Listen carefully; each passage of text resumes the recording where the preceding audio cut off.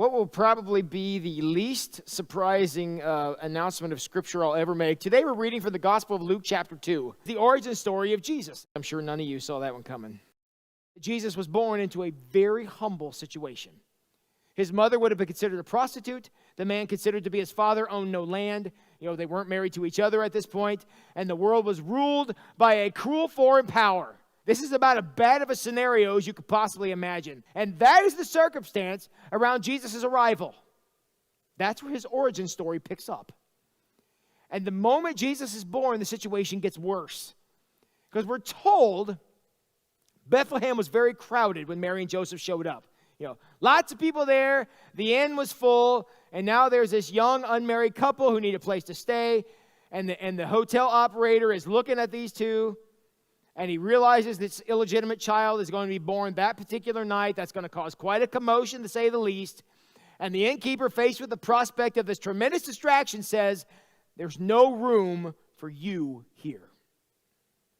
However, the barn's out back if you're interested.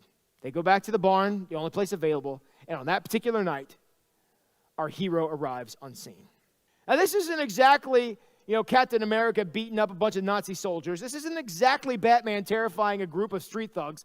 This is pretty humble. Doesn't sound like the heroic entrance at all. But, you know what it does sound like? Sounds like me.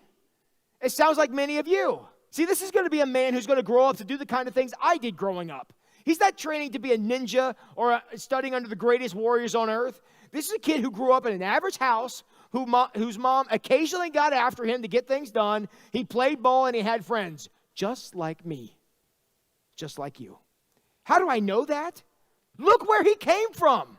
If Jesus descends to earth in this story and he lands in a palace, what on earth do he and I have in common? Nothing. Because perfect is so far from what I am that the closer you move to perfect, the further from me you get. But I read this story about two terrified and down on their luck parents, and I realize that the situation that Jesus was born into, I now have interest in Jesus because there's something I can identify with.